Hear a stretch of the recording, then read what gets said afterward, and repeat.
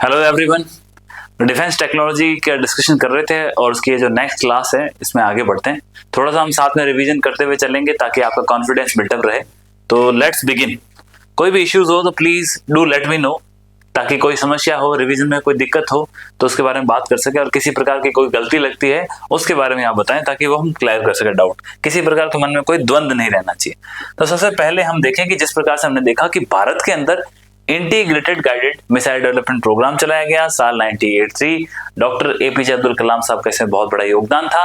और 1974 और 1998 के अंदर हमने 2 पोखरण वाले टेस्ट किए थे। ये दोनों पोखरण के जो न्यूक्लियर टेस्ट किए, इसके बीच में 1983 का ये एक मेन इवेंट जो है हमारी हिस्ट्री में आता है, जिसको हम integrated guided missile development programme कहते हैं। और इसके बारे में आपको स्पष्ट रूप से जानकारी होनी चाहिए।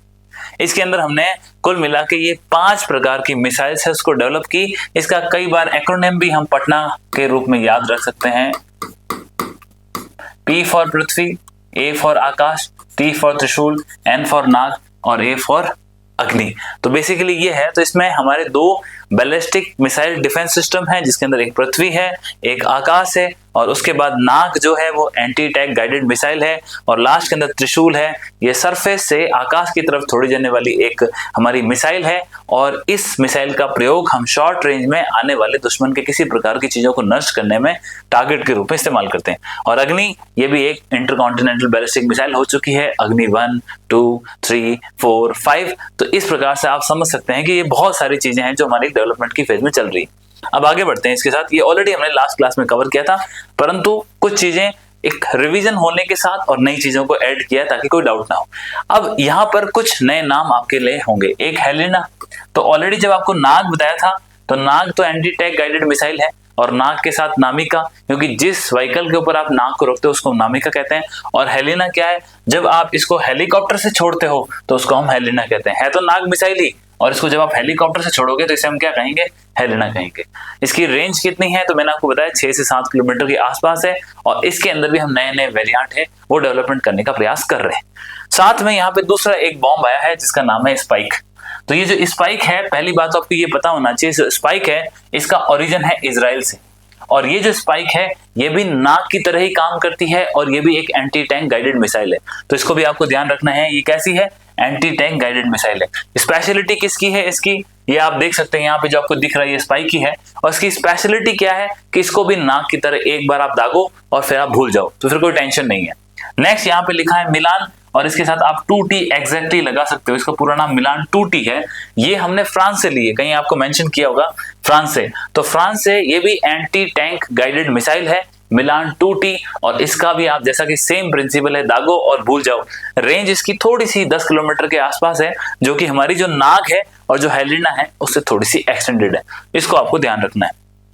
उसके बाद हमने एक बॉम्ब की बात करी जो है स्पाइस 2000। बहुत ही इंपॉर्टेंट बॉम्ब है, इसके बारे में थोड़ी डिटेल में बात करेंगे। हमने इसको स्पाइस 2000 बॉम्ब को ऑपरेशन सिंदूर के दौरान भी इस्तेमाल किया था। यहाँ पर स्पाइस 2000 जो है ये हमने इजराइल से लिया। कहाँ से लिया? इजराइल से। और एक तरह से ये गाइडेड बॉम्ब है। गाइडेड बॉम्ब कैसे है? इसके अंदर खुद का एक जीपीएस सिस्टम लगा होता है, जिसके माध्यम से जहां आप इसको छोड़ना चाहते हो वहां उसके लिए आप रिलीज करते हो, और ये अपने लक्ष्य के पास जाता है और अंतिम रूप से अपने लक्ष्य को हासिल करता है। तो बेसिकली इस स्लाइड से अपने को क्या मालूम चला कि हमने सर नाग की बात करी, हमने सर मिलान 2T की बात करी, और इसके साथ हमने स्पाइक की बात करी। तो बोला तीनों क्या है सर? ये तीनों और साथ में हेलिना को जोड़ दो तो ये चारों के चारों एंटी टैंक गाइडेड मिसाइल हैं। चारों के चारों क्या है? एंटी टैंक गाइडेड मिसाइल है। फर्क क्या है? नाग भारत ने खुद बनाई है, जो आपका ये स्पाइक है वो हमने इजराइल से प्रोक्योर किया है। उसके बाद मिलान है, मिलान 2T, ये हमने फ्रांस से लिया है। हेलिना जो है वो नाग का ही एक वेरिएंट है जो कि एयरफोर्स इस्तेमाल करती है। तो बेसिकली ये यहाँ पे खत्म होता है। फिर स्पाइस 2000 एक प्रकार से सर ये गाइडेड बॉम्ब है, और इस गाइडेड बॉम्ब का प्रिसीजन गाइडेड बॉम्ब है। इसका हमने इस्तेमाल हमें ऑपरेशन सिंदूर और बहुत जगह हमने इस्तेमाल किया। इसके बारे में हमको थोड़ा सा पता होना चाहिए। दूसरा, जितनी प्रकार की हमने ये बात की, हेलिना को छोड़ दो, यदि आप स्पाइक की बात करते हो या मिलान 2 की बात करते हो या फिर आप नाग की बात करते हो, ये सारे के सारे लगभग शोल्डर के ऊपर रख के फायर किए जाते हैं, और इसीलिए इनको मैन पैड्स कहते हैं। क्या कहते हैं इसको? Man pads. जो इंसान होता है वो अपने शोल्डर पे इनको कैरी करता है और इसको फायर करता है, इसलिए इनको मैन पैड्स कहते हैं। इसी प्रकार से वेरी शॉर्ट, पिछली बार बताया था, वेरी शॉर्ट रेंज का होता है, उसे भी हम शोल्डर से फायर करते हैं। मान लीजिए कोई हेलीकॉप्टर आ रहा है और वहां पे किसी सिपाही को उसे खत्म करना है, तो वो अपने शोल्डर पे रख के उसको फायर करेगा, उसको खत्म कर देगा। तो ये इंपॉर्टेंट चीज आपको ध्यान रखनी है। आगे बढ़ते हैं इसके साथ, ये जो हमने डिस्कशन कर लिया। फिर आया स्पाइस 2000 बॉम्ब। इंपॉर्टेंट है, नया नाम है, पता होना चाहिए। पहली बात, इसका ओरिजिन क्या है? सर इसका ओरिजिन इजराइल है, भारत ने इसको इजराइल से खरीदा है। खास बात क्या है सर, ये स्मार्ट है और ये एक तरह से प्रिसीजन गाइडेड बॉम्ब है। कैसा है? प्रिसीजन गाइडेड बॉम्ब है। इसका मतलब क्या है? ये अपने टारगेट को खुद अपने जीपीएस की सहायता से लोकेट करके खत्म कर सकता है। बहुत बढ़िया। हमने यहाँ पे क्या बताया आपको? इजराइल से लिया है, ऑटोनॉमस है। इसका मतलब कि ऑटोमेटिकली ही क्या करेगा, इसको ग्राउंड पे जाकर के जिसको जो मारना है मार सकता है। इसको आप विमान से छोड़ सकते हो, तो ये आपको दिख रहा है, ये एक खुद एयरक्राफ्ट की तरह फ्लाई कर रहा है। कोई भी एयरक्राफ्ट भी इसको छोड़ सकता है, फिर ये घूमता घूमता अपना रास्ता देख करके जिस चीज के ऊपर अटैक करना है वो कर सकता है। इसके अलावा अच्छी खासी कैपेसिटी है, जीपीएस है इसके अंदर, जो आपको मैंने ऑलरेडी बना दिया। हमने इसको स्मार्ट क्यों बोला? एक जो बॉम्ब होते हैं ना, उसको हेलीकॉप्टर, एयरक्राफ्ट, कोई भी फाइटर लेके गया, उसने छोड़ दिया, लेकिन उसके अंदर कोई स्मार्टनेस नहीं है, जहां छोड़ दोगे उसके हिसाब से वो ऑटोमेटिक गिर जाएगा। लेकिन स्पाइस जो बॉम्ब है 2000 जो इजराइल से लिया है, इसके अंदर नेविगेशन सिस्टम लगा है, तो ये ढूंढते ढूंढते जहां प्रिसाइसली इसको किसी बिल्डिंग पे अटैक करना है, किसी को मारना है, तो वहां जाके अटैक करता है। ये इसकी खास बात है। दूसरा तो आपको मैंने ऑलरेडी बता दिया कि इसकी टारगेटिंग कैपेसिटी बड़ी अच्छी है, क्योंकि इसके अंदर कुछ मेमोरीज है फिट कर रखी है, कंप्यूटर से इसको दिशा निर्देश मिलते हैं, खुद का नेविगेशन सिस्टम का इस्तेमाल करता है और एग्जैक्टली अटैक करता है। फिर आते हैं इस तरफ, नेविगेशन की बात करते हैं। चूंकि नेविगेशन की फैसिलिटी इसके अंदर अवेलेबल, कोई समस्या नहीं है यहाँ पे। दूसरा, सेंसर्स हैं इसके अंदर, ऑल वेदर्स हैं, कैसा मौसम है उन चीजों को टैकल कर सकता है। और हालांकि ये भी रिसेंटली भारत ने लगभग 250 स्पाइस बॉम्ब है उनका ऑर्डर दिया था। ये पुरानी बात हो चुकी है, लेकिन जो इसकी रेंज इसमें दिखा रखी है वो 60 kilometre. 60 kilometre in the sense ये कम से कम 60 किलोमीटर तक फ्लाई वगैरह करके आसाम से जाके अटैक कर सकता है। ये इसकी ब्यूटी है, इसको आप कंपल्सरीली याद रखें। ये बहुत इंपॉर्टेंट डाटा है जो कि एग्जाम में पूछा जा सकता है। फिर एयर डिफेंस के अंदर 2-3 चीजें ऑलरेडी हमने कवर कर ली। S-400 हम जानते हैं, इसको ट्रायम्फ कहते हैं। ट्रायम्फ से आपको ये भी याद रखना है कि हमारी एक टाइगर ट्रायम्फ करके एक्सरसाइज भी होती है, और वो जो एक्सरसाइज है वो हम यूएसए के साथ करते हैं, तो इन चीजों को ध्यान रखना। लेकिन जो S-400 है, जिसको हम ट्रायम्फ भी कहते हैं क्योंकि रशिया इसको ट्रायम्फ कहता है, और इसके अलावा इसको हम सुदर्शन चक्र भी कहते हैं, तो ये भी आपको साथ में याद रखना है। डन। अब जो S-400 है, इसका ओरिजिन किससे है? रूस से है। एडवांस सिस्टम है। पिछली क्लास के अंदर मैंने इसका आपका ऑपरेटिंग सिस्टम बताया था, कैसे कमांड एंड कंट्रोल के साथ बढ़िया तरीके से ये काम करता है। और अगर आप लोगों में से किसी ने नहीं देखा तो उसको आप दोबारा जाकर के एक बार देख सकते हैं। उसके बाद ये ऑलरेडी सतह से हवा मार करता है, क्योंकि हमने देखा कि S-400 जो मिसाइल का बैराज सिस्टम होता है, उसको आप जमीन पर कहीं पर भी लोकेट कर सकते हो और वहां से उसको प्रिसाइसली टारगेट दोगे, तो जिस किसी शहर को बचाना है, इंपॉर्टेंट इंस्टॉलेशन को बचाना है, उसके आसपास रखते हो, और जो भी एरियल थ्रेट आता है उसको S-400 खत्म करता है। ये ठीक है। इसके अलावा ये बात होगी, लेयर डिफेंस सिस्टम हो गया, हमने बात कर ली। फिर आया बराक 8, तो हमने ये किसके साथ लिया? इजराइल। इजराइल से लेने के बाद अभी हम इसको खुद डेवलप करने का प्रयास कर रहे हैं। ये जो बराक 8 है, बहुत इंपॉर्टेंट मिसाइल थी, क्विक रिएक्शन है, और ये भी सरफेस टू एयर मिसाइल है। रेंज इसकी 100 किलोमीटर के आसपास है, और इसको ना सिर्फ एयरफोर्स बल्कि नेवी ने भी इसको इस्तेमाल किया है। समुद्र की रक्षा के अंदर भी इंपॉर्टेंट है, और स्पेशली जो हमारा एयरक्राफ्ट कैरियर है उसके अंदर हमने इसकी नियुक्ति करी। फिर आई आकाश। इंडिजीनियस है, integrated guided missile development programme, जिसके अंदर हमने 5 प्रकार की मिसाइल का डेवलपमेंट किया, जिसका नाम हमने पटना रखा। उसके अंदर एक सिस्टम है आकाश, और ये आकाश है, उसका लेटेस्ट एक वेरिएंट है जिसका नाम है आकाश NG, जिसको भी हमने नेक्स्ट जनरेशन को अभी रिसेंटली आपने देखा कि हमने टेस्ट किया। तो ये चीजें आपको बिल्कुल क्लियरली पता होना चाहिए। ये भी एक सरफेस टू एयर मिसाइल है, हमने खुद ने बनाई है, बहुत सारे टारगेट से उसको एंगेज कर सकता है। इसकी जो रेंज है वो 25 किलोमीटर के आसपास है। हाइट इसमें लिखा है, हाइट का अपने को जानकारी नहीं होने से भी चलेगा, इस बात का आपको ध्यान रखना है। नेक्स्ट आगे बढ़ते हैं। इसके अलावा ये हमारी कुछ मिसाइल्स होगी। अब ये जो मिसाइल्स की हमने बात करी, जिसके अंदर आपका S-400 है, बराक है, इसका यूज अलग है, लेकिन एक आकाश था और एक पृथ्वी है। ये दो हमारे खुद के बनाए हुए प्रोग्राम है, जिसका हम क्या करते हैं कि हमारे एयर डिफेंस में इस्तेमाल करते हैं। अगर इनकी बात करें तो आपको समझना होगा, एक हमारा एंडो और एक हमारा एक्सो। एंडो मतलब कि जो एंडो एटमॉस्फेयर, हमारा जो वातावरण है, उस वातावरण के अंदर की रेंज के अंदर अगर किसी मिसाइल से आप अटैक करते हो, या हमारा जो डिफेंस सिस्टम है उसको हम बोलते हैं पृथ्वी एयर डिफेंस सिस्टम। क्या बोलते हैं इसको? पृथ्वी एयर डिफेंस सिस्टम। और साथ के अंदर एक और आपका एडवांस एयर डिफेंस सिस्टम या फिर अश्विन है। अब जो ये पहले आपका जो प्राइमरी लेयर है 50-60 किलोमीटर तक, इसको रोकने के लिए अपन किसका इस्तेमाल कर लेंगे? अश्विन एयर डिफेंस सिस्टम, या फिर आप इसको एडवांस एयर डिफेंस सिस्टम भी कह सकते हैं। और सेकेंड लेयर पर जब आप इससे बाहर चले जाते हो, जबकि रेंज 150 किलोमीटर, 250 किलोमीटर, 350, 450, 500 किलोमीटर हो जाती है, उस रेंज के अंदर हम किसका इस्तेमाल करते हैं? पृथ्वी एयर डिफेंस सिस्टम का इस्तेमाल करते हैं। तो ये दोनों एंडो और एक्सो दोनों ही कंडीशन में हमारी सुरक्षा का काम करते हैं। तो ये हमारा बेसिकली भारत का खुद का बनाया हुआ एयर डिफेंस सिस्टम है। इसी को हमने 2 लेयर बैलिस्टिक डिफेंस सिस्टम कहा है। पर इतने से काम नहीं चल रहा, अब हम आगे और बहुत सारी बैलिस्टिक मिसाइल बना रहे हैं जिसके अंदर अग्नि सीरीज है, तो वो भी लंबी दूरी की चीजों को सुरक्षा प्रदान करने में बहुत इंपॉर्टेंट है। भारत के लिए एक इसका सामरिक महत्व है। आगे बढ़ते हैं। फिर इसके बाद आप देखो, अब कुछ नई चीजें हमारे डिफेंस सिस्टम में ऐड हो रखी। डायग्राम आपको क्लियरली दिख रहा होगा। हमने पहले बनाया integrated guided missile development programme, जिसके अंदर आपका पृथ्वी और एडवांस एयर डिफेंस सिस्टम या फिर अश्विन एयर डिफेंस सिस्टम, ये दोनों ही कहीं ना कहीं हमारी आंतरिक सुरक्षा के लिए एसेंशियल। इसके बाद हमने कुछ मिसाइल्स प्रोक्योर की, जिसके अंदर S-400 हो गया या फिर आपकी बराक 8 हो गई। अब ये जो हमारा एक तरह से सेकेंड लेयर ऑफ प्रोटेक्शन का काम करता है। और उसके बाद थर्ड लेयर के अंदर बात करें तो हमने अभी रिसेंटली सुदर्शन चक्र करके प्रोग्राम चलाया, जिसके अंदर साल 2035 तक हमें हमारी इंडिजीनियस कैपेसिटीज को डेवलपमेंट करना है, आकाश तीर जो सिस्टम है उसको यूज करना है, और हमारे इस पूरा जो हमारा नेशनल सिक्योरिटी का आर्किटेक्चर है इसको स्ट्रेंथन करना है। तो बेसिकली इसके अंदर जो हाईएस्ट वर्च्यू है वो सुदर्शन चक्र है। अब सुदर्शन चक्र खुद भी अपने आप में मल्टी लेयर्ड है। तो इस प्रकार का एक ब्रॉड विजन है जिसके हम एक दृष्टिकोण लेने के साथ ही ना सिर्फ हमारे खुद की जमीन बल्कि हमारे अंतरिक्ष और हमारे पूरे वातावरण की सुरक्षा का एक पुख्ता इंतजाम कर रहे हैं। इसीलिए इन चीजों के बारे में आपको क्लियरली पता होना चाहिए, ताकि एग्जाम में कोई प्रश्न आए तो हम आराम से टैकल कर सकें। डन। और इसके अंदर हमने आर्टिफिशियल इंटेलिजेंस का जिस प्रकार से इस्तेमाल किया है वो आप जानते हो। सुदर्शन चक्र कोई छोटी मोटी चीज नहीं है।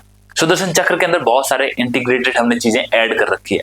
उसके अंदर जो चीजें ऐड कर रखी है उन्हें भी हमारे पास जानकारी होनी चाहिए। प्रोजेक्ट कूसा के बारे में लास्ट क्लास में बात कर ली थी। अब मैं आपको सुदर्शन चक्र में कुछ और बताता हूं। सुदर्शन चक्र के अंदर हमारा विजन तो क्लियर है कि 2035 तक हमको डेवलप करना है। अब इसमें हमने कई प्रकार के जो हमारे खुद के रडार्स डेवलप किए हैं। इसके अंदर हमने कई प्रकार के इलेक्ट्रॉनिक वॉरफेयर के इक्विपमेंट डेवलप किए हैं। और ना सिर्फ ये, हम प्रोजेक्ट कूसा के माध्यम से हमारी लॉन्ग रेंज की जो मिसाइल्स है, मीडियम रेंज की मिसाइल्स है, वो भी डेवलप करेंगे, ताकि एक बहुत बढ़िया हम हमारा खुद का डिफेंस सिस्टम बना सकें। परंतु आपको साथ में ये याद रखना होगा कि ये जो सुदर्शन चक्र है आर्टिफिशियल इंटेलिजेंस को एक साथ इंटीग्रेट करता है, ताकि जो हमारी डिसीजन मेकिंग की एबिलिटी है उसको हम स्ट्रॉन्ग रूप दे सके। ना सिर्फ आर्टिफिशियल इंटेलिजेंस बल्कि जो इसकी एक्यूरेसी है वो बहुत शानदार है। इसकी काफी अच्छी एक्यूरेसी रहने वाली। कैसे मालूम चला? क्योंकि आकाश तीर का प्रयोग हमने रिसेंटली अभी किया था। कब किया था? ऑपरेशन सिंदूर के दौरान। जब आकाश तीर जो आपके सुदर्शन चक्र का मेन दिल है, द हार्ट है, अगर वो सक्सेसफुल है तो इसका सक्सेसफुल होना वाजिब है। अब इसके साथ आपको ये देखना है कौन सी चीजें हैं जो हमने इसमें ऐड कर रखी है, या फिर कितने लेयर का ये डिफेंस सिस्टम है, ऑलरेडी मैंने बता दिया। तो इसके अंदर आपको ये समझना है कि 3 to 4 लेयर का तो डिफेंस सिस्टम है। और जो ये सुदर्शन चक्र है इसके अंदर 5 स्टेजेस हैं। पहले ये किसी चीज को पहचानता है, फिर उसकी वो ट्रैकिंग करता है। ट्रैकिंग करने के बाद उस ट्रैकिंग का रडार के माध्यम से और मिसाइल के माध्यम से ढंग से ट्रैक करके कमांड एंड कंट्रोल को सेंटर देता है, आदेश देता है। कमांड एंड कंट्रोल डिसाइड करता है कि इसे किस इक्विपमेंट के द्वारा और कैसे हमें टैकल करना, और फाइनली हम इसको क्या करते हैं, न्यूट्रलाइज या खत्म करते हैं। तो बेसिकली ये 5 लेयर हैं जिसके अंदर सुदर्शन चक्र जो हमारा मेन रक्षा कवच बनने जा रहा है, उसका हमारा एक प्लान है कि इस तरह से हम काम करेंगे। काफी लंबी अवधि ले रखी है इसको डेवलप करने के लिए। अब इसी के अंदर कुछ इंपॉर्टेंट चीजें हैं जो हेल्प करने वाली है। उसके अंदर एक इंपॉर्टेंट नाम है अरुधरा। क्या नाम बताया आपको मैंने? अरुधरा। बेसिकली क्या है, एक गाड़ी के ऊपर हमने रडार सिस्टम डेवलप कर रखा है। आपने S-400 का डायग्राम देखा होगा। S-400 के जो व्हीकल है वो काफी लंबा होता है, क्योंकि उसी के अंदर उसका रडार भी सेटअप है। इसी प्रकार से जो अरुधरा है ये भी एक मीडियम कैपेसिटी का रडार है। ये लेटेस्ट डेवलपमेंट है, इसके बारे में आपको ढंग से पता होना चाहिए। इसकी फोटोग्राफ्स मैंने आपके सामने लगा रखी है। ये डीआरडीओ का व्हीकल है जिसको हमने 26 जनवरी की परेड के ऊपर लॉन्च किया था। तो ये फोटो आपको दिखाती है कि अरुधरा एक प्रकार के रडार का नाम है। इसके अलावा आपने राजेंद्र रडार का नाम भी सुना होगा, जो ऑलरेडी हमारे भारतीय वायुसेना के द्वारा काफी वाइड स्केल पे यूज होता है, और अब आपको अरुधरा को भी साथ में याद रखना है। क्लियर है? अभी रिसेंटली आप जानते हो कि AK-203 है, वो जो गन है उसका हम इस्तेमाल करते हैं। AK-203 की कुछ हमारे पास क्वांटिटीज पहुंच चुकी है। क्या है AK-203? तो जैसा आप जानते हैं कि पहले हमारे पास जो राइफल थी उसका नाम क्या था? इंसास। क्या नाम था उसका? INSAS, Indian small arms. तो ये हमारे पास पहले वेपन्स थे, जिसका एक पर्सनल वेपन कह सकते हो हर एक सोल्जर के पास होता था, जिसके माध्यम से ये अपनी सुरक्षा, लड़ना, ये सारे कार्य करते थे। तो बेसिकली उस वेपन का नाम था इंसास, इंडियन स्मॉल आर्म्स। अब हमने इसको रिप्लेस करने का प्लान किया। तो हमने इसको जब रिप्लेस किया तो हम एक राइफल लेके आए जिसका नाम है AK-203। क्या नाम रखा उसका? AK-203। इवन AK-203 को लाने से पहले हमने जो इसके लिए ट्रायल के रूप में यूज किया वो था AK-103। क्लियर है? 103। और ये जो AK-203 है, लगभग 6.5 लाख के आसपास जो गन्स हैं, भारत ने अपने जो हमारे सोल्जर्स हैं उनके लिए इसको ऑर्डर्स कर रखा है। और 6.5 लाख गन है, वो कहीं विदेशों में नहीं बन रही, वो हमारे डिफेंस के 2 कॉरिडोर्स हैं। हमारे डिफेंस के कितने कॉरिडोर है? 2 कॉरिडोर है। कौन से कॉरिडोर है डिफेंस के? तो हमारे डिफेंस के 2 कॉरिडोर में एक कॉरिडोर है आपका उत्तर प्रदेश में और दूसरा कॉरिडोर है आपका तमिलनाडु में। अब जो आपका उत्तर प्रदेश के अंदर कॉरिडोर है, जिसके अंदर बरेली करके आप जगह जानते होंगे, इस बरेली के पास में एक गांव है जिसका नाम है कोरबा, और इस कोरबा के अंदर हमने एक फैक्ट्री लगा रखी है। इस फैक्ट्री के अंदर जो आपकी AK-203 ये जो राइफल्स है इसकी मैन्युफैक्चरिंग हो रही है। यानी कि ये जो गन्स है ये कहाँ बन रही है? हमारा डिफेंस कॉरिडोर है, यहाँ मैं लिख देता हूँ डिफेंस कॉरिडोर। इस डिफेंस कॉरिडोर में हम इसको बना रहे हैं। ये जो आपका डिफेंस कॉरिडोर है वो कहाँ एस्टेब्लिश है? यूपी और तमिलनाडु में। जो अभी यूपी है इसका बरेली के आसपास एक कोरबा गांव है जहां हम AK-203 राइफल को बना रहे हैं। इसके अलावा और कोई खास बात इसकी? बिल्कुल है। ये जो AK-203 राइफल हम बना रहे हैं, इसके पीछे जिस कंट्री से हमने सहयोग किया है वो है रशिया। हमारा बहुत लंबा और रिलायबल पार्टनर रहा है, जो कि वर्तमान में यूक्रेन के अंदर युद्ध के अंदर उलझा हुआ है, और हमने इससे काफी बार तेल भी प्रोक्योर किया, जिसके ऊपर यूएसए ने बहुत बार हमारे ऊपर सैंक्शंस लगाने की धमकियां भी दी। इवन इसके लिए बोला था कि 25% के एडिशनल टैरिफ लगाएंगे, जो कि वर्तमान के अंदर ईरान के साथ जब युद्ध हुआ और भारत और अमेरिका की बातचीत हुई, तब अमेरिका ने बोला ठीक है, हम 25% आपके ऊपर रशिया का जो आप तेल खरीद रहे हो, क्रूड खरीद रहे हो, उसके ऊपर हम नहीं लगाएंगे। और अगर यूराल क्रूड पूछा जाता है तो बेसिकली वो रशियन क्रूड ही होता है। क्रूड के भी कई वेरिएंट होते हैं, ब्रेंट है, उसके बाद यूराल है, तो आपको ये सब पता होना चाहिए। अब ये बात कर ली AK-203। इसी राइफल को भारत ने क्या नाम दे रखा? हमने नाम दे रखा इसको शेर। ठीक है, क्या नाम दे रखा हमने? शेर। शेर हमने खुद ने बोला। बेसिकली ये जो AK भी है, ये कालानसिको जो ब्रांड है, AK-47 आपने नाम सुना होगा, तो उसी प्रकार की ये जो कालानसिको ब्रांड है उसकी कंपनी है, ये वो बनाती है, और फिलहाल जो इसकी मैन्युफैक्चरिंग है वो भारत के अंदर हुई है। ये बात आपको बतानी मेरे लिए जरूरी थी, तो मैंने आपको ये कवर की। अब इसी के साथ एक और गन जो आपको पता होना चाहिए, उसका नाम है उग्रम। क्या नाम है? उग्र। उग्र आप जानते हो, तेज, तो इसी के नाम पे गन का नाम रखा है उग्रम। ये बेसिकली भारत की खुद के द्वारा बनाई गई, और बनाने वाला कौन है? DRDO। असॉल्ट राइफल है एक प्रकार की, लेकिन अगर आपसे पूछ ले तो AK-203 तो पता आपको उग्रम पता होना चाहिए। और उग्रम जो है हमने खुद अभी यूज कर रहे हैं, बेसिकली DRDO ने बनाया है, और ये भी काफी इंपॉर्टेंट वेपन है, लेटेस्ट डेवलपमेंट है, इसीलिए हमें इसके बारे में जानकारी होनी चाहिए। अब ऑलरेडी मैंने आपको अरुधरा रडार के बारे में बता दिया, फिर राजेंद्र रडार हम ऑलरेडी बहुत वाइड स्केल पे यूज कर रहे हैं, और इसके अलावा हम क्या कर रहे हैं? उग्रम जो हमारी ये असॉल्ट राइफल है जो कि DRDO ने बनाई, उसकी बात कर दी। अब आपको ध्यान देना है कि धारा शक्ति, क्या नाम बताया मैंने आपको? धारा शक्ति। तो बेसिकली ये इलेक्ट्रॉनिक वॉरफेयर का एक मेजर इक्विपमेंट है। क्या कहना चाहते हो इलेक्ट्रॉनिक वॉरफेयर? अगर आप इस गाड़ी को देखें तो इस गाड़ी के ऊपर आपको एक ये और एक ये 2 अलग से पोल दिखाई दे रहे हैं। ये जो पोल है ना, बेसिकली इस पोल से इलेक्ट्रिक पावर जनरेट होती है। क्या जनरेट होती है? आपकी इलेक्ट्रिक पावर जनरेट होती है, और ये इलेक्ट्रिक पावर जनरेट होकर के कोई भी जो आपका फ्लाइंग ऑब्जेक्ट है, कोई ड्रोन्स आ गया, कोई स्वाम्स आ गए, या कोई अन्य चीज आ गई, तो उन सबको हमला करके नष्ट करने में बहुत ही योगदान है। इसका नाम हमने क्या रखा है? धारा शक्ति। ओके, कोई डाउट है? अब इसके अलावा भी हमें कुछ जो चीजें पता होनी चाहिए उनके बारे में यहाँ पे मेंशन किया है। एक वी शॉट्स, मैंने ऑलरेडी बताया था आपको, वेरी शॉर्ट रेंज का एयर डिफेंस सिस्टम कंधे पे रखो और कोई भी आपका हेलीकॉप्टर एयरक्राफ्ट आपकी रेंज में आ रहा है तो उसको आप फायर कर दो। तो बेसिकली है क्या ये एक प्रकार का मैनपैड है। मैनपैड में आपको बता चुका हूं जो शोल्डर पर के फायर करते हैं। तो वी शॉट्स इंपॉर्टेंट हो गया। फिर हमने लिखा QRSM, quick reaction SAM, surface to air missile. तो ये भी हमारी बैलिस्टिक मिसाइल के प्रोग्राम का एक भाग है। बहुत सारी QRSM हमने बाहर से खरीदी है। फिर आपको ऑलरेडी मैंने DRDO का ये इलेक्ट्रॉनिक वारफेयर का इक्विपमेंट है जिसका हमने नाम क्या रखा है, धारा शक्ति। तो धारा शक्ति क्या है, अरुधरा क्या है, रुद्रम क्या है, उग्रम क्या है, उसके अलावा शेर क्या है, AK-203 क्या है, मिशन सुदर्शन चक्र क्या है, मिशन कुशा क्या है, उसके अलावा आपका प्रोजेक्ट विष्णु क्या है। इन सब के बारे में आपको डिटेल में बताया है जिसके बारे में आपको ढंग से पता होना चाहिए, क्योंकि देयर इज एक्सपेक्टेशन कि इनमें से कोई ना कोई सवाल आपको उठा के दे देगा ताकि आप आराम से कर सको। हमें इससे ज्यादा हमारी आकांक्षाएं नहीं है, अपने प्रश्न हो जाए और हमें क्या चाहिए। डन। इसके बाद कुछ UAE, ये सब हम काम कर रहे हैं। इन काम के माध्यम से हमारा प्लान है कि भारत डिफेंस के क्षेत्र में कहीं भी किसी से आगे पीछे ना रहे।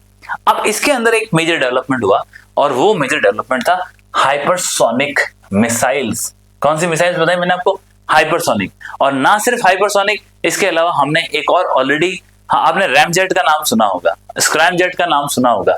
तो जेट इंजन होते हैं, स्क्रैमजेट होता है, रैमजेट होता है, टर्बोफैन होता है, टर्बोजेट होते हैं, बहुत प्रकार के इंजन होते हैं। लेकिन अपन सब एक्सपर्ट तो है नहीं, अपन अभी क्या क्या याद कर सकते हैं। तो हमें रैमजेट और स्क्रैमजेट के बारे में पता होना चाहिए। दूसरा नाम मैंने क्या बताया, रैमजेट। क्या है दोनों का डिफरेंस बात करते हैं। लेकिन ये दो ऐसी लेटेस्ट टेक्नोलॉजीज हैं, कौन सी, हाइपरसोनिक मिसाइल और स्क्रैमजेट, जिसके ऊपर भारत और भारत की संस्थाएं काम कर रही। अब इनको समझना बहुत जरूरी है, क्योंकि प्रॉब्लम ये नहीं कि हम क्यों समझे। ये आप जो फोटो देख रहे हैं, ये दिख रही है आपको फोटो, ये जो फोटो है 12 मिनट के लिए हमने स्क्रैमजेट इंजन का टेस्ट किया। किसका, स्क्रैमजेट इंजन। और बेसिकली स्क्रैमजेट होता क्या है, स्क्रैमजेट वो इंजन है जो कि हवा के अंदर से ऑक्सीजन को अपने इंजन में सक करता है। हवा के अंदर, हवा में जो ऑक्सीजन मौजूद है उसको ये चलते चलते लेता है और खुद इसके पास लिक्विड हाइड्रोजन होती है। दोनों को मिक्स करके, क्योंकि ऑक्सीजन जलाने के लिए चाहिए, लिक्विड हाइड्रोजन होती है वो जलने के लिए चाहिए, और इन दोनों के माध्यम से ये एक बहुत पावरफुल इंजन बनता है जिसको हमने क्या बोला, स्क्रैमजेट। अब ऐसे इंजन क्यों चाहिए स्क्रैमजेट, भाई एक हाइपरसोनिक होता है, एक सोनिक होता है, एक सुपरसोनिक होता है। सोनिक क्या होता है, जो साउंड की गति से चले, सबसोनिक जो साउंड की गति से कम चले, सुपरसोनिक जो साउंड की गति से अधिक चले, और हाइपरसोनिक जो कम से कम 5 मैक की स्पीड से चले। तो इस प्रकार के हाइपरसोनिक की मिसाइल्स बनाने के लिए आपको इस प्रकार के इंजन चाहिए। इन दोनों का जब कोलैबोरेशन होगा तो कम से कम ऐसी शानदार मिसाइल्स हम बना सकते हैं। क्या ऐसी मिसाइल बनाई है, बिल्कुल बनाई है। और इसी में से एक मिसाइल थी LRASHM, जिसके बारे में बात करेंगे। वो जो मिसाइल है, उस मिसाइल को हमने 26 जनवरी को, हमने हमारे जो DRDO है उसने 26 जनवरी की परेड के ऊपर उस मिसाइल को लॉन्च किया था, दिखाया था। ये शिप्स को मारने के लिए बहुत इफेक्टिव और काम की मिसाइल है, जिसके बारे में अपने को पता होना चाहिए। Let us come to the back the topic. तो अब यहाँ पे हाइपरसोनिक ऑलरेडी मैंने बता दिया कि सर ये 5 मैक की स्पीड से काम करती। अगर 5 मैक की स्पीड से चलेगी, यानी कि 1 घंटे के अंदर लगभग 3500 मील, बहुत होता है 3500 मील, एक मील जो होता है 1.6 किलोमीटर के आसपास होता है। तो 1 घंटे के अंदर 3500 किलोमीटर बहुत ज्यादा डिस्टेंस होता है, इतना डिस्टेंस कवर कर सकता है। अब आगे चलते हैं। ठीक है सर, ये क्या करता है, इसका इनटेक क्या है। अब ये बात चल रही है स्क्रैमजेट की। किसकी बात चल रही है, स्क्रैमजेट की। तो ये हवा में यात्रा करते समय वातावरण से सीधे ऑक्सीजन खींचता है। जब स्क्रैमजेट कोई चीज उड़ती है ना, तो उड़ते ही इसमें स्क्रैमजेट की पावर नहीं आती। तो उड़ता तो भाई सॉलिड या लिक्विड इंजन के माध्यम से, पर जैसे ही वो वातावरण में गया, उस वातावरण के अंदर जो ऑक्सीजन मौजूद है उसको ये खींचता है। और स्क्रैमजेट की खास बात क्या है कि ये जो वातावरण में ऑक्सीजन है उसको सुपरसोनिक स्पीड से खींच लेता है, हाइपरसोनिक स्पीड में खींच लेता है। तो इसीलिए उसको हम स्क्रैमजेट कहते हैं। फिर वहां ऑलरेडी उसके पास क्या है, उसके ऑन बोर्ड उसके पास हाइड्रोजन फ्यूल अवेलेबल है, और ये जो हाइड्रोजन और ऑक्सीजन दोनों मिल करके एक ईंधन का काम करता है, और जिस कारण से इस जो स्क्रैमजेट इंजन है उसको पावर मिलती है। तो ये इसका जला, और ये हमने ऑलरेडी देखा कि किस प्रकार से इसकी फायर पीछे आ रही है। कंटिन्यूअसली 12 मिनट तक चलाया था। भारत के लिए बहुत बड़ा अचीवमेंट है, क्योंकि ऐसे करने वाली भारत विश्व की चौथी बड़ी शक्ति है। कौन सी कंट्री से पहले कर चुकी है, तो USA, रशिया, और फिर आपका चाइना, और 4th हम है। तो ये बात आप समझ गए। तो ऑलरेडी मैंने आपको बता दिया। फिर इसके बाद हम आगे बढ़ते हैं। अब मैंने आपको बताया हाइपरसोनिक मिसाइल और स्पेशली LRASHM, ये नाम आपके जहन में बिल्कुल फिट होना चाहिए। L मतलब लॉन्ग रेंज, A फॉर क्या है, एंटी शिप, L मतलब लॉन्ग रेंज, A मतलब एंटी, S मतलब शिप, H मतलब हाइपरसोनिक मिसाइल, यानी कि लॉन्ग रेंज की एंटी शिप हाइपरसोनिक मिसाइल्स, जिसको हमने रिसेंटली कहां पे, DRDO ने 26 जनवरी की जो परेड थी उसके ऊपर दिखाया। मैं आपको ऑलरेडी कह चुका हूं कि जो ये सीरीज है हमारी, इस सीरीज के अंदर करंट अफेयर्स को हमने बहुत बढ़िया तरीके से इंटीग्रेट किया ताकि आपके फंडामेंटल्स और दोनों चीज बहुत स्ट्रांग हो जाए। तो आपको ये समझना होगा कि जब हम इतनी बात कर रहे हैं, ये तभी तो 26 जनवरी की जो आपकी परेड है उसके अंदर डाटा आया हुआ है, तो ये चीजें कहीं ना कहीं एग्जाम में आ सकता है। तो ये आप देख सकते हो, DRDO के साइंटिस्ट खड़े हैं और इसमें ये आपको मिसाइल दिख रही है, यहाँ पे इसका नाम लिखा हुआ है। तो क्या नाम है इसका, long range anti ship hypersonic missile. Hypersonic यहाँ पे मिस हो गया। बेसिकली इसकी स्पीड कितनी है, 10 मैक, और हाइपरसोनिक का मतलब होता है कि जो 5 मैक से ऊपर चल सके। जब हम 10 मैक की बात कर रहे हैं तो बहुत बड़ी बात होती है। दूसरा, इस मिसाइल की जो रेंज है 1500 किलोमीटर, और खास बात यह है कि ये हमारे इंडियन ओशियन के आसपास जहां हम इसको तैनात करेंगे, जिस किसी भी शिप पे तैनात करेंगे, तो ये किसी भी शिप को मारने के लिए सक्षम है, और इसकी 1500 किलोमीटर की रेंज और इसकी 10 मैक की स्पीड इसको पावरफुल बनाती है। तो आसानी से इसको ट्रैक करना भी मुश्किल है। इसीलिए बेसिकली एक चीज और ध्यान देने की जरूरत है, आखिर क्यों आज के टाइम पे इतना हाइपरसोनिक मिसाइल्स पे काम हो रहा है। रीजन क्या है कि आप जानते हैं कि जितने भी हमारे एयर डिफेंस सिस्टम हैं, उन सभी एयर डिफेंस सिस्टम्स, वर्तमान में जो एयर डिफेंस सिस्टम है, जो आपकी ये जो क्रूज मिसाइल्स होती है, जो आपकी बैलिस्टिक मिसाइल्स होती है, उसको ट्रैक कर लेते हैं। मतलब कैसे न कैसे ट्रैक करने का प्रयास करते हैं। तभी तो आप देखो कि ये जो फिलहाल आपके क्या नाम है इसके, इजराइल के ऊपर बहुत सारी मिसाइल्स है वो ईरान ने लॉन्च की, पर कहीं ना कहीं जो इजराइल का जो आयरन डोम है, या फिर उसका जो डेविड स्लिंग है, या एरो 2 और एरो 3 है, ये उसके जो एयर डिफेंस सिस्टम्स हैं, तो वो जो एयर डिफेंस सिस्टम है इन मिसाइल को रोकने में, ट्रैक करने में काफी हद तक सक्सेसफुल हुए। हम ये तो नहीं कहेंगे कि सारी मिसाइलें उन्होंने रोक ली, परंतु काफी हद तक सक्सेसफुल हुए। अगर जब ये सक्सेसफुल हुए हैं तो इसका मतलब ये है कि आज का जो एयर डिफेंस सिस्टम है वो क्रूज और इनको बैलिस्टिक मिसाइल को रोक पाने में सक्षम है। लेकिन हाइपरसोनिक मिसाइल्स की स्पीड बहुत ज्यादा होती है और वो आज के जो वर्तमान के डिफेंस सिस्टम्स हैं वो कर नहीं पाते। तो कहीं ना कहीं हमारा प्लान है कि हम हाइपरसोनिक मिसाइल्स को डेवलप करें ताकि जो सामने वाले का डिफेंस सिस्टम है वो इतना इफेक्टिवली उसको रोक नहीं पाए। तो ये बहुत बड़ी जीत होगी भारत की। और ऑलरेडी हमने, जब आपको देख रहा है कि 26 जनवरी को हमने परेड में इसको शो किया है LRASHM को, तो इसका मतलब क्या है कि हम कहीं ना कहीं हाइपरसोनिक, स्क्रैमजेट, रैमजेट, इन सब की रेस में बहुत आगे चल रहे हैं। फिर आगे बढ़ते हैं। ये मैंने आपको ऑलरेडी बात बता दी, क्रूज मिसाइल है हाइपरसोनिक। फर्क क्या, क्रूज जहां 550 मील प्रति घंटे की स्पीड चलती है, वहीं पे हाइपरसोनिक है 3500 किलोमीटर के आसपास। क्रूज की जो रेंज होती है जनरली कम होती है, मैक्सिमम 1000 किलोमीटर चली जाएगी। हमारे पास क्रूज कौन सी है, तो सर हमारे पास ब्रह्मोस है, हमारे पास निर्भय है, ठीक है। प्रलय जो था वो कॉसी बैलिस्टिक मिसाइल है, और अभी जो हम बात कर रहे हैं ये सब के सब कैसी है, हाइपरसोनिक मिसाइल है। तो ये हमारा एक इंपॉर्टेंट चीज है जिसके बारे में हमें पता होना चाहिए, ठीक है। अब थोड़ा सा आगे बढ़ते हैं। अभी हमने बात करी, अब कुछ हम फाइटर एयरक्राफ्ट के बारे में बात करेंगे, ये भी आपके एग्जाम में पूछे जाते हैं, तो उनके बारे में बात करते हैं। तो सबसे पहले आगे बात करते हैं सर क्या है। सबसे पहले आपको ये समझना होगा कि हमारे पास हेलीकॉप्टर की कई कैटेगरीज है। कैसी कैटेगरीज है, जैसे आप इस तरफ देख सकते हैं, तो ये एक तरह से अटैक हेलीकॉप्टर। कौन सा, अटैक हेलीकॉप्टर। तो ये बेसिकली लड़ाई करने के लिए काम में लिए जाते हैं। दूसरे हैं जो आप ये देख सकते हैं, ये तो बेसिकली चिनूक है जिसके अंदर ट्विन रोटर्स हैं। चिनूक तो हमने यूएसए से ले रखा है, तो ये कार्गो एयरक्राफ्ट है, इसके अंदर से आप उठा के ले जा सकते हैं। हालांकि इनको ह्यूमैनिटेरियन असिस्टेंस में, डिजास्टर मैनेजमेंट में, उसके बाद आपको कोई मालवाहक सामान भेजना है, उसके अंदर पार्ट्स के ट्रांसपोर्टेशन में, ट्रुप्स को ले जाने में बहुत सारे काम करते हैं। बट आपको ये ध्यान रखना है कि ये जो है ये हैवी लिफ्ट ट्रांसपोर्टर्स हैं, बहुत बड़ी बड़ी चीजें। इवन इनके नीचे हमने जो हमारी आर्टिलरी की जो गन्स होती है उसको भी लिफ्ट करके हमने पहाड़ों के अंदर हमने रखा है। तो कहीं ना कहीं इनकी भी अपनी एक महत्वाकांक्षा है, इनका भी एक यूज है। फिर होता है कुछ हमारे पास इस प्रकार के हेलीकॉप्टर, जैसे सारंग हो गया, चीता हो गया। तो ये जो हेलीकॉप्टर्स है, इवन ध्रुव हो गया, तो इन हेलीकॉप्टर्स को हम क्या इस्तेमाल करते हैं, हम हेल्प करने में, किसी को एयरलिफ्ट करने में, मेडिकल असिस्टेंस में, ये अलग अलग कुछ कैटेगरी दिखाने का प्रयास किया। तो हम हमारे पास सब अलग अलग वेरिएंट के हेलीकॉप्टर्स और चीजें अवेलेबल है, और इसका निर्माण कई हमने खुद ने बनाए, कई बाहर से लाए। वैसे ये जो फोटो आप देख रहे हो ये बेसिकली अपाचे हेलीकॉप्टर की फोटो है, जो कि अपाचे हमने कहां से लिया है, हमने लिया है अपाचे हेलीकॉप्टर को यूएसए से। अपाचे जो है वो यूएसए के अंदर एक ट्राइब है, आप जानते हैं रेड इंडियंस जिन्हें कहा जाता है, तो वो जो ट्राइब्स है उन ट्राइब से हमने लिया था। तो ये जो अपाचे है उसके नाम पे इसको रखा गया और एक अटैक हेलीकॉप्टर है। दूसरा ये जो आप देख रहे हो ये चिनूक है, ये एक मालवाहक है, ट्विन है और बहुत ज्यादा पावरफुल होता है, इसको भी हमने यूएसए से लिया है। और चिनूक है क्या, चिनूक उत्तरी अमेरिका में चलने वाली एक हवा है और ये जनरली जो नॉर्थ अमेरिका में आपने रॉकीज माउंटेन सीरीज देखी होगी, तो रॉकीज के राइट साइड के अंदर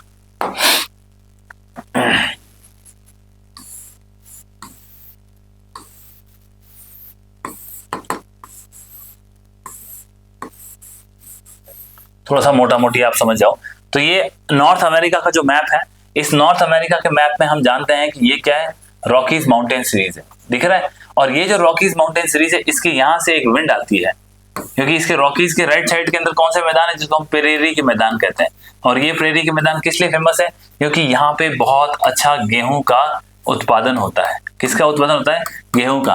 और आपको पता है कि गेहूं एक ऐसी फसल है जो कि रबी की फसल है, क्लियर है। और रबी की फसल होने के कारण यहाँ पे नॉर्थ अमेरिका के अंदर बर्फ भी बहुत गिरती है, तो इस बर्फ को जब ये चिनूक की हवाएं ऊपर से आती है तो उस बर्फ को थोड़ा सा पिघलाती है, जो कि गेहूं की खेती के लिए बहुत ज्यादा फायदेमंद है। और ये बहुत पावरफुल विंड्स भी होती है। अब इसी विंड्स के नाम पर इन्होंने चिनूक हेलीकॉप्टर का नाम भी रखा है। तो जो आप अपना क्या है, एक मालवाहक जहाज है जो कि हमने यूएसए से लिया है, क्लियर है। तो इस प्रकार से कुछ मोटा मोटी बातें करी, फिर इसके बारे में पूरी लिस्ट के अंदर हम इसके नाम देखेंगे। आगे बढ़े फिर, डन। अब हमारे यहाँ पे कौन से हेलीकॉप्टर्स हैं उसको भी आप देखो। तो हमारे यहाँ पे मेन जो हेलीकॉप्टर मिसाइल्स का बनाने का काम किसका, डीआरडीओ। और डीआरडीओ साथ में कौन है, भारत इलेक्ट्रॉनिक्स लिमिटेड, क्योंकि उनके पास इलेक्ट्रॉनिक इक्विपमेंट, इलेक्ट्रॉनिक जो भी आपको सिस्टम ऐड करना वो करते हैं। और दूसरी है भारत डायनामिक्स लिमिटेड। जो डायनामिक्स लिमिटेड क्या है, डायनामिक क्या होता है, बॉम्ब होता है, वो कंपोनेंट भी जरूरी होता है, तो इन सबको छोड़ के डीआरडीओ बनाता है। जबकि जब आप बात करते हो हेलीकॉप्टर की, एयरक्राफ्ट की, तेजस की, ये सारा का सारा काम कौन करता है भारत के अंदर, हिंदुस्तान एरोनॉटिक्स लिमिटेड। जब ये एचएएल जो ये हमारा काम करता है, तो इस एचएएल ने एक तो बनाया है प्रचंड, और बहुत इंपॉर्टेंट है। अगर आपने रिसेंटली न्यूज को फॉलो किया था, आई थिंक 15 या 20 दिन या मैक्सिमम 1 महीने पहले, जो हमारी माननीय राष्ट्रपति महोदया है, उन्होंने, द्रौपदी मुर्मू जी ने, उन्होंने हमारे प्रचंड एयरक्राफ्ट है जो हेलीकॉप्टर है उसके अंदर बैठ के अभी उड़ान भरी।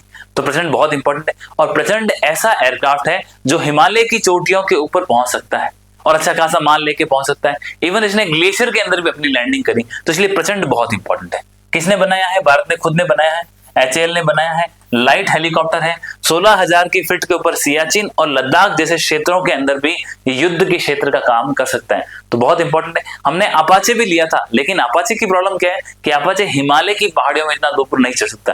तो भारत को लगा भाई हमारा तो मेन एडवर्सरी है पाकिस्तान है और दूसरा चीन है, वो तो सब तो पहाड़ों में लड़ेंगे। तो इसीलिए हमने क्या किया, हमने एचएएल प्रचंड बनाया। अब इसी एचएएल प्रचंड के अंदर युद्ध भेद के अलावा दूसरी एक और चीज स्टेल्थ टेक्नोलॉजी है। जैसा आपने पीछे आपने ये एयरक्राफ्ट देखा होगा, कौन सा देखा आपने, इधर देखो, ये आपको अपाचे दिख रहा है, इसी प्रकार का प्रचंड है। थोड़ा सा इसे साइज में बड़ा है, लेकिन स्टिल्थ है। स्टिल्थ कैसे है, इसका एरिया, क्रॉस सेक्शन एरिया बहुत कम है, ताकि ये आसानी से रडार की रेंज में नहीं है। हालांकि रडार इसको पकड़ लेता है, ऐसी कोई बहुत बड़ी बात नहीं इसको पकड़ना, लेकिन फिर भी ये इंपॉर्टेंट है। डन। और इस जो हमारा एचएएल प्रचंड है, इसके अंदर कुछ प्रकार की मिसाइल्स हमने जो यूज कर रखी है। जैसे यदि आपने राफेल का नाम सुना है, तो राफेल के अंदर, राफेल तो हमने रशिया से, दसॉ एविएशन जो फ्रांस की कंपनी है उससे ले रखा है, और उसके अंदर हमने मीटियोर मिसाइल है वो डाल रखी है। तो इसी प्रकार से जो हमारा प्रचंड है, जो हमारा खुद का एचएएल का बनाया हुआ है, इसके अंदर जो मिसाइल्स हैं उसमें है ध्रुवास्त्र और मिस्ट्रल। मिस्ट्रल जो होती है एक प्रकार की हवाएं भी होती है, परंतु इस प्रकार की जो मिसाइलें हैं हमने प्रचंड के अंदर लैस कर रखी है, जो कि भारत की डोमेस्टिक मिसाइल है। क्या है, डोमेस्टिक, हमने खुद ने बना रखी है। सेम इसी प्रकार से आ जाओ, दूसरा हेलीकॉप्टर है जिसका नाम क्या है, ध्रुव। क्या है, ध्रुव। ये एक एडवांस और लाइट हेलीकॉप्टर है, बहुत ज्यादा फर्क। प्रचंड ये क्या है, ये भी लाइट हेलीकॉप्टर है, लेकिन ये प्रचंड क्या है, फाइटर एयरक्राफ्ट है, मतलब कि लड़ाई करने वाला हेलीकॉप्टर है। जबकि जो ध्रुव है इसके पास बहुत सारे काम है, ये ऊंचाई वाले क्षेत्रों में जाकर के सिपाहियों को लेके आ सकता है, कोई घायल है उसको लेके आ सकता है, मेडिकल हेल्प पहुंचा सकता है, कुछ छोटे मोटे सिपाहियों को उनके लिए कोई हेल्प चाहिए वो पहुंचा सकता है, रेस्क्यू ऑपरेशन कर सकता है। तो इन सब चीजों के लिए हम इसको इस्तेमाल करते हैं। लेकिन ना सिर्फ इसको आर्मी इस्तेमाल करती है बल्कि नेवी है वो भी अपने एयरक्राफ्ट कैरियर के ऊपर इन सब का इस्तेमाल करती है, तो उनके पास भी ध्रुव है। तो ये आपने को चीज पता होना चाहिए। अब जो नेवी यूज करती है इसके अंदर इसके मार्क 1, मार्क 2, मार्क 3, मार्क 4 अलग अलग वेरिएंट्स है। जैसे कि आप जानते हैं राफेल जब एयरफोर्स यूज करती है उसका नाम राफेल, लेकिन राफेल जब नेवी यूज करते हैं उसके पीछे एम लग जाता है। क्लियर है? तो ये चीजें थोड़ी सी हमें पता होना चाहिए। दूसरा, हिंदुस्तान एरोनॉटिक्स लिमिटेड का एक और एयरक्राफ्ट बना रखा है जिसका नाम क्या है? रुद्र। है कुछ नहीं, ये भी सेम इसकी तरह ही है। ध्रुव नेवी यूज कर सकती है, एयरफोर्स यूज करती है, लेकिन जो रुद्र है वो इंडियन आर्मी यूज करती है। और यही जो ध्रुव हेलीकॉप्टर है इसके अंदर भी सेम आपके ध्रुवास्त्र और मिस्ट्रल ये जो हथियार हैं इसके ऊपर भी लगे हुए हैं। अब इसके अलावा लाइट यूटिलिटी हेलीकॉप्टर एक और है जिसको हम चेतक भी कहते हैं और कई बार हम इसे चीता भी कहते हैं। दोनों अलग अलग है। अगर आपने इसकी फोटो देखी होगी तो इसमें जो कलर किया होता है उस कारण से हमको ये चीता के जैसा लगता है, लेकिन ये भी एचएएल ने बना रखा है। तो बेसिकली एचएएल ने कौन से एयरक्राफ्ट बना रखे हैं, हेलीकॉप्टर बना रखे हैं? तो हमने बात करी सबसे पहले प्रचंड की जिसके अंदर माननीय राष्ट्रपति महोदय उड़ी। इसके अलावा हमने बात करी ध्रुव की, फिर हमने इसके अलावा बात करी आपके ध्रुव के बाद रुद्र की, और रुद्र के साथ हमने बात करी लाइट यूटिलिटी हेलीकॉप्टर की। तो क्लियर हो गया, ये हेलीकॉप्टर्स हैं, इसके बारे में आपको जानकारी होनी चाहिए। ठीक, ये काफी मोटी मोटी बात कर ली। अब एक समरी है, थोड़ा सा इस समरी में देख लेते हैं कौन सा हेलीकॉप्टर है, कोई रह गया तो। एक हेलीकॉप्टर है जिसका नाम है अपाचे, ऑलरेडी हमने बात कर लिया। क्या नाम इसका? अपाचे। और ये कौन सा है? इसका नंबर लिखा हमने H-64। कहां से लिया हमने इसको? इसको हमने लिया है यूएसए से। यूएसए के अंदर एक कंपनी है जिसका नाम क्या है? बोइंग। हालांकि 2-3 कंपनी है वहां फेमस है, एक बोइंग हो गया, एक लॉकहीड मार्टिन है, उसके अलावा एक एयरबस कंपनी और है जो कि फ्रांस, स्पेन, तो ये कंसोर्टियम है 2-3 राष्ट्रों का मिलकर जो कि यूरोपियन नेशन के भाग है, तो वो बनाते हैं। लेकिन जो बोइंग है और जो आपका लॉकहीड मार्टिन है ये दोनों की दोनों कंपनी किसकी है? यूएसए की। क्लियर है? तो अपन ने बात करी अपाचे की, ऑलरेडी बात कर चुके हैं, ट्राइब के नाम पे है, नॉर्थ अमेरिका का राष्ट्र है, यूएसए उसने बनाया है, उसकी कंपनी कौन सी? बोइंग है, और एक अटैक हेलीकॉप्टर है। तो ये तो हो गया क्लियर, चलो ठीक है सब डन। नेक्स्ट आया आपका बोइंग का चिनूक। क्या नाम बताया मैंने आपको? चिनूक। छोटी ई की मात्रा आनी चाहिए लेकिन चलो कोई बात नहीं, चिनूक। तो चिनूक जो है वो भी हमने किससे लिया? यूएसए से और बोइंग कंपनी से। लेकिन चिनूक क्या है? ये कोई अटैक हेलीकॉप्टर नहीं है, कार्गो वगैरह को उठा के ले सकता है, मालवाहक के भारी चीजों को लेके जा सकता है। डन। फिर एक हेलीकॉप्टर है जिसका नाम है MI-17। क्या नाम बताया मैंने? MI-17। MI सीरीज से जितने भी एयरक्राफ्ट हैं वो किसके हैं? रशिया के हैं। लेकिन आपको ये समझना है MI-17, MI-25, MI-21, MI-35 ये सारी की सारी सीरीज रशिया की। MI हेलीकॉप्टर जनरली आपने देखे होंगे, पहले मोस्टली हमारे पास जो भी एयरक्राफ्ट था वो MI था। इवन आज भी हम MI को यूज करते हैं, बहुत बड़ा सा एयरक्राफ्ट दिखता है, साइड के अंदर इस एयरक्राफ्ट के मिसाइल्स लगी होती है। हालांकि जो बोइंग है आपका जो चिनूक है या फिर आपका जो अपाचे है ये तो बाद में लिया हमने, रिसेंटली लिया। लेकिन ये जो MI-17 है, MI-25, MI-35 ये तो काफी लंबे अरसे से हमारी भारतीय जो ये आर्मी है, एयरफोर्स है और जो नेवी है इनको सेवाएं देते रही हैं, इसलिए रूस हमारा एक ट्रस्टेड पार्टनर है। फिर आप देखो चेतक और चीता, ये मैंने आपको ऑलरेडी बता दिया कि भारत के हिंदुस्तान एरोनॉटिक्स लिमिटेड ने बनाया है। हालांकि इसके अंदर जो इंजन है अभी भी हम फ्रांस के सहयोग से काम चला रहे हैं, और रिसेंटली हेलीकॉप्टर H-125 लिखा भी है कि हाँ ये रहा, तो H-125 ये तो बहुत अभी लेटेस्ट डेवलपमेंट है।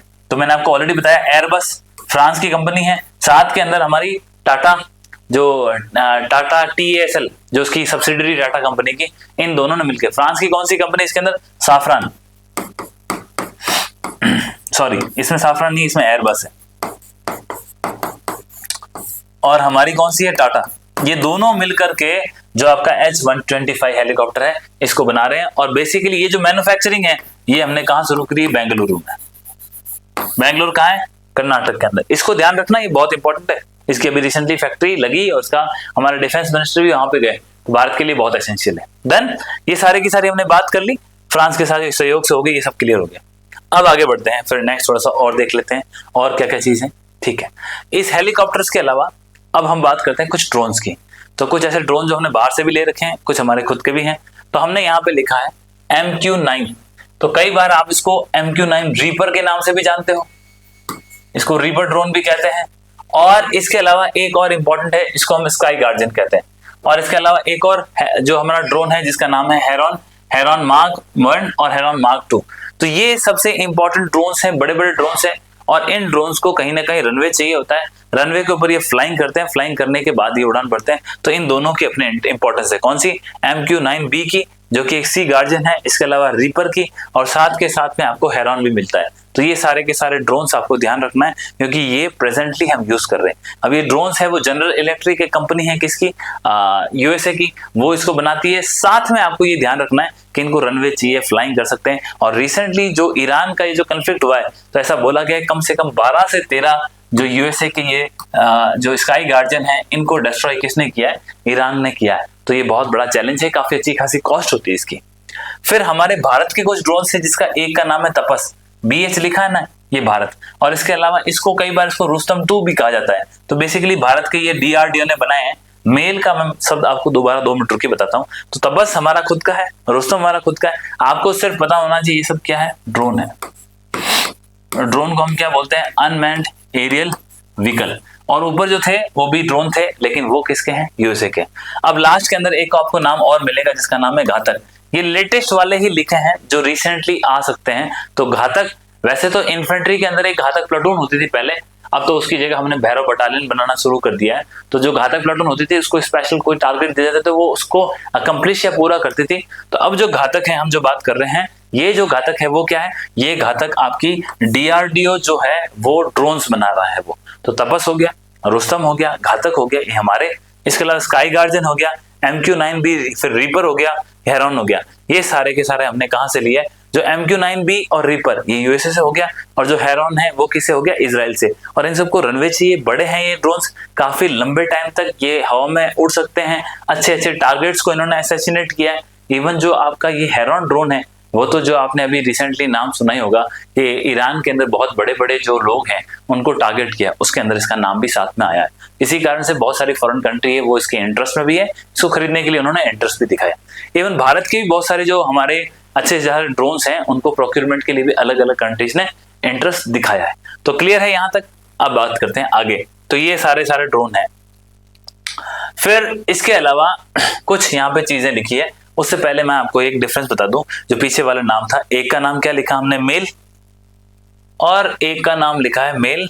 आगे बताता हूं आपको। एक है मेल,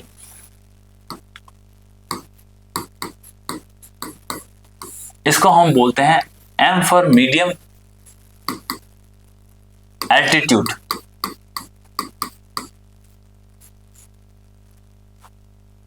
और एक को बोलते हैं हम हेल, इसका नाम है हाई एल्टीट्यूड। जो L और E लिखा है, इसका मतलब होता है लॉन्ग एंड्योरेंस। क्या मतलब है इसका? सुनना, मेरी बात सुनना।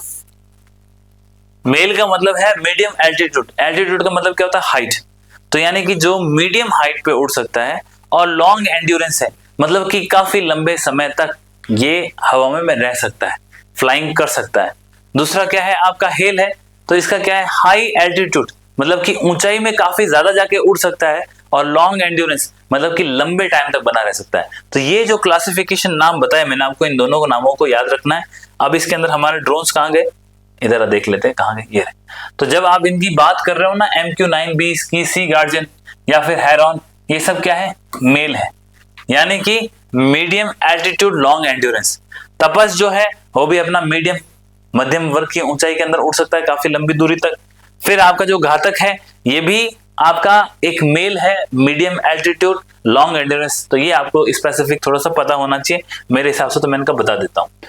अब आते हैं अपन दूसरे, और कौन से। यहाँ सबसे पहला नाम आया है लॉइटरिंग म्यूनिशन।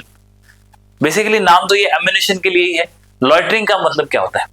लॉइटरिंग का मतलब होता है जो आसमान में जाकर के एक ही जगह पर रुक सकता है, या फिर वहां हल्का फल्का घूम सकता है, और जब तक वो घूमता रहेगा जब तक कि उसको टारगेट ना मिल जाए, और जैसे ही उसको टारगेट मिलेगा वो उस टारगेट को खत्म करने के लिए चला जाएगा। तो उसको अपन क्या बोलते हैं? लॉइटरिंग। लॉइटर का मतलब क्या है? घूमना, आसमान में रुकना, वो उसका लॉइटर हो गया। इस लॉइटर एम्यूनिशन को हम कामिकाजी बोलते हैं। कामेकाजी कब बोलते हो? जब कोई ड्रोन होता है वो खुद जाके सुसाइड कर दे, दुश्मन को भी खत्म कर ले और वो खुद बर्बाद हो जाएगा, उसको हमने क्या बोला? कामेकाजी ड्रोन। डन। तो हमारे इस प्रकार के कई हमारे पास ड्रोन्स भी हैं जिसके अंदर नाम आता है एक हेरोप का, जो हमने किससे लिया है? इजराइल से। दूसरा नाम आता है सर स्काई स्ट्राइकर का, यह भी हमने किसके लिया है? इजराइल से। और साथ में नाम आता है रुद्रास्त्र का और नागास्त्र का, जो आपके एग्जाम के लिए सबसे इंपॉर्टेंट है। हालांकि इंपॉर्टेंट सारे ही हैं, इसमें ऐसा कोई नाम नहीं है जो आपके एग्जाम से इंपॉर्टेंट नहीं हो, फिर भी आपको ध्यान रखना है। तो लॉइटरिंग एम्यूनिशन क्या है? मालूम चल गया। कामिकाजी ड्रोन किसे कहते हैं? मालूम चल गया। फिर हमने नाम लिया तो हमारा हेरोप हो गया, ये हमने इजराइल से ले रखा, हम यूज कर रहे हैं। फिर हमने स्काई स्ट्राइकर का नाम लिखा, ये भी इजराइल से ले रखा है। भारत अडानी जो कंपनी है इसको लेकर साथ में मैन्युफैक्चरिंग कर रही है। साथ के अंदर रुद्रास्त्र और नागास्त्र है, ये भी हमने बहुत सारे ड्रोन्स है वो बना रखे हैं, तो इनकी भी हमने बात कर ली। अब आगे बढ़ते हैं, नेक्स्ट अपन बात करते हैं यहाँ पे। तो फिर यहाँ देखिए आप, यहाँ हमने क्या लिखा है? एक लिखा स्विच UAE, क्या नाम लिखा है? Unmanned aerial vehicle. जो ये स्विच अनमैन्ड एरियल व्हीकल है, ये आपकी आइडिया फोर्स भारत की एक प्राइवेट कंपनी है जो कि ड्रोन मैन्युफैक्चरिंग में बहुत फेमस है, इसने बनाया है।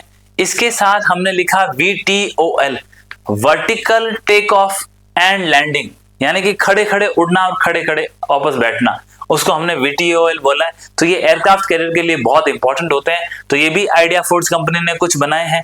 फिर हमारा एक नेत्र करके अलग से ड्रोन है, तो ये भी आइडिया फोर्स कंपनी ने बनाया है। इसके अलावा निशांत है एक ड्रोन का नाम, जिसको DRDO ने बनाया है।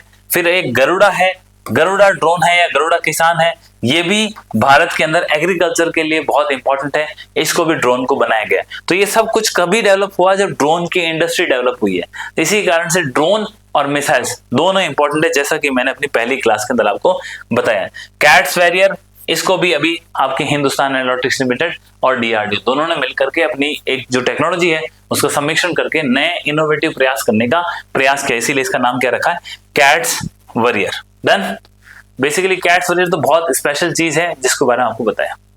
अब इसके बाद आप देखो, हेलीकॉप्टर्स के बारे में बता दिया, आपको ड्रोन्स के बारे में बता दिया, विदेशों से कौन से लिए वो बता दिया, डोमेस्टिक बता दिया, मिसाइल्स की बात होगी। अब हमारे कुछ डिफेंस विजन और जो हमारे एयरफोर्स के जो बड़े प्लान्स हैं उसके बारे में बात करते हैं। उसके अंदर क्या है, हमारे पास कुछ एयरक्राफ्ट भी हैं जिसके बारे में बात नहीं करी। सबसे पहला एयरक्राफ्ट है C-17, जिसको अपन क्या बोलते हैं? Globe master. C-17 है, उसका नाम क्या है? Globe master. कहां से लिया है? तो बोला सर हमने ये लिया है USA से। कहां से लिया है? USA से। और इसका नाम क्या बताया? 1 सेकेंड, इसका नाम हमने बताया USA से लिया है, और इसका नाम क्या बताया मैंने आपको? Globe master. Globe master. Done. ये हो गया C-17। इसके अलावा एक और एयरक्राफ्ट का नाम लिखा है जिसका C-295। तो भारत की कंपनी है जिसका नाम है टाटा, और स्पेन और फ्रांस यानी कि यूरोप के राष्ट्रों के मिलकर कंपनी है जिसका नाम क्या है? एयरबस। ये दोनों मिलके C-295 ये एयरक्राफ्ट बना रहे हैं। और ये एयरक्राफ्ट कहां बन रहे हैं? तो भारत के अंदर वडोदरा। वडोदरा कहाँ है? गुजरात में, वहां पर हम इसको बना रहे हैं। तो इसकी फैक्ट्री कहाँ है? वडोदरा में। हो गया क्लीन। उसके बाद ये हो गया खत्म। MQ-9B की हमने बात कर ली, हेरोप की हमने बात कर ली, कामेकाजी मैंने आपको बता दिया, घातक, तपस, सब कुछ बता दिया। फिर आओ आप हेलीकॉप्टर, प्रचंड, ध्रुव, रुद्र, लाइट हेलीकॉप्टर, ये सब हमने बता दिया। फिर फाइटर जेट्स है, उसकी बात करता हूं मैं, उसकी अभी बताऊंगा। लेकिन आपको फाइटर्स के अंदर कुछ फाइटर जेट 6 जनरेशन के हैं, उसके बारे में दुनिया अभी प्लान बना रही है। भारत ने अभी तक 6 जनरेशन फाइटर एयरक्राफ्ट की कोई बात नहीं करी। ओके, ये तो क्लियर हो गया। दुनिया के अंदर भी कोई 6 जनरेशन का फाइटर एयरक्राफ्ट है आज की तारीख में? नहीं है सर। क्लेम कर रहे हैं, उसके ऊपर काम चल रहा है। USA बोल रहा हम भी बना रहे हैं, और साथ के अंदर चाइना बोल रहा हम भी बना रहे हैं। 5th जनरेशन के एयरक्राफ्ट बिल्कुल इस दुनिया के अंदर है। क्या भारत के पास कोई 5th जनरेशन का एयरक्राफ्ट है? बिल्कुल भी नहीं है। तो 5th जनरेशन के एयरक्राफ्ट बनाने की भारत बात कर रहा है? बिल्कुल कर रहा है। उस एयरक्राफ्ट का नाम क्या है? AMCA। ठीक है, एडवांस मीडियम कम्बाट एयरक्राफ्ट। तो ये हम एक 5th जनरेशन का एयरक्राफ्ट बनाने की बात कर रहे हैं जिसका नाम है AMCA। तो क्या इसके अलावा, भारत के अलावा और किसी कंट्री के पास AMCA है? तो सॉरी 5th जनरेशन एयरक्राफ्ट है? तो बिल्कुल है। जैसे कि रशिया है, उसके पास Su-57 है। इसके अलावा जो अमेरिका है उसके पास क्या है? F-35 है। इसके अलावा F-22 रैप्टर्स हैं। तो ये F-35 का नाम यहाँ पे लिखा दिख रहा है आपको, F-35, F-22 जिसको हम रैप्टर कहते हैं। इसके अलावा B-2 बॉम्बर, ये सब क्या है, 5th जनरेशन के एयरक्राफ्ट है। और इसका कौन सा हो गया, Su-57 5th जनरेशन के एयरक्राफ्ट चीन के पास भी है, भारत के पास प्रेजेंटली है नहीं, लेकिन एमका के ऊपर काम कर रहे हैं, 7, 8, 10 साल के अंदर बन जाएगा। पहले ये जो एमका है इसके ऊपर HAL काम कर रहा था, अब उससे छीन करके ये प्रोडक्ट प्राइवेट प्लेयर्स को देने का प्लान किया गया है, ताकि हम टाइम से पहले इस एयरक्राफ्ट को हासिल कर सके। अब 6th बोल दिया कोई नहीं है, 5th के बारे में बात कर ली। इससे पहले आ रहा था 4.5 जनरेशन के एयरक्राफ्ट। तो 4.5 जनरेशन के एयरक्राफ्ट हमारे पास राफेल है, हम तेजस को बता रहे हैं, तेजस 1, मार्क 1, मार्क 2, तो ये हमारा हो गया। तो ये हमारे 4.5 जनरेशन के एयरक्राफ्ट है। इवन F-16 है किसका, यूएसए का, जो पाकिस्तान के पास है। AMJF-10 है, वो किसका है, चीन का, वो पाकिस्तान के पास है। तो ये जो एयरक्राफ्ट है वो 4 और 4.5 जनरेशन के। तो बेसिकली ये सब हमारा कुछ ना कुछ एक डिफेंस का बड़ा चार्ट और प्रोग्राम बनाते हैं, उसकी बात कर ली। ठीक है, तो F-35 की बात कर ली, Su-57, B-2, ये सारे के सारे 5th जनरेशन के हो गए। प्रचंड की बात होगी, हमने बात कर ली, ध्रुव की हमने बात कर ली, क्लियर है, रुद्र की बात कर ली, अपाचे की बात कर ली, चिनूक की बात कर ली हमने, C-295 की बात कर ली, कामिकाजे ड्रोन की बात कर ली, नागास्त्र की बात अभी हम करेंगे। नागास्त्र, दिव्यास्त्र, भर्गवास्त्र, ये सब इंपॉर्टेंट है। अब इसके बाद इंडियन नेवी की कुछ बात कर ले हैं, जिसके अंदर प्रोडक्ट 75 और 75 आई। नेवी में बात करने से पहले मुझे लगता है कि एक बार आप इस क्लास को थोड़ा सा देख लें, इसको ढंग से रिवीजन कर लें, कोई इश्यूज आए वो बता दें, ताकि इसके बाद हम जो हमारी नेक्स्ट क्लास है उसके अंदर नेवी के बारे में चर्चाएं करेंगे। 75 की थीम क्या है, मैं आपको थोड़ा सा जिस्ट बता देता हूं कि इस दुनिया में आज की तारीख में कई कंट्रीज ऐसी है जिनके पास हाइपरसोनिक मिसाइल्स है। उसके अंदर विश्व में एक रशिया है, दूसरा चाइना है, फिर यूएसए खुद है। तो जो रशिया और ये सब है, इनके पास तो ऑलरेडी है। इसी प्रकार भारत भी कोशिश कर रहा है कि मैं भी डेवलप करूं, ठीक है। और ये मिसाइल्स ऑलरेडी चर्चाओं में थी, नाम क्या क्या है तो आप देखो, एवनगार्ड, किंजल, ये किसके पास है, ये दोनों के दोनों रशिया के पास है। चीन के पास कौन सी है, DF-17 है। भारत भी बना रहा है, जिसमें से एक लॉन्ग रेंज एंटी सबमरीन वाली हमने देखी। तो इस प्रकार की मिसाइल्स की बात चल रही है। और इसके अंदर और आगे हम क्या बात करने वाले हैं इस पूरी थीम के अंदर, तो हमारे पास कौन से एयरक्राफ्ट कैरियर हैं, जो आज तक हमारा क्या डेवलपमेंट था। ना सिर्फ एयरक्राफ्ट कैरियर, बल्कि हमारे पास सबमरीन कौन सी है, कौन सी क्लास की बन गई, किस किस क्लास में क्या स्टेटस है, परमाणु वाली कौन सी है, नॉर्मल वाली कौन सी है। उसके बाद सिंधु घोष, शिशुमार, फिर आपकी कलवरी क्लास की जो 6 एयरक्राफ्ट हैं वो, और साथ के अंदर जो नेवी हमने ये जो कलवरी क्लास की 6 कब हमने डेवलप किया, इनकी क्या कैपेसिटी है। और साथ में इन सबको देखने के अलावा हमें जो हमारा मेन प्रोजेक्ट 75 के बारे में जानकारी होनी चाहिए। एक में फ्रांस है, एक में जर्मनी है, और बहुत कुछ इंगेजिंग डाटा जो कि डिफेंस के हिसाब से, साइंस एंड टेक के हिसाब से आपको पता होना चाहिए, वो आप इन स्लाइड्स के माध्यम से देख ही रहे होंगे। और I am trying my best कि आपको चीजें ढंग से सिंपल तरीके से ग्रास्प हो, ताकि आपको बर्डन भी फील नहीं हो। Stay connected, we will meet again in the next class. Thank you, जय हिंद।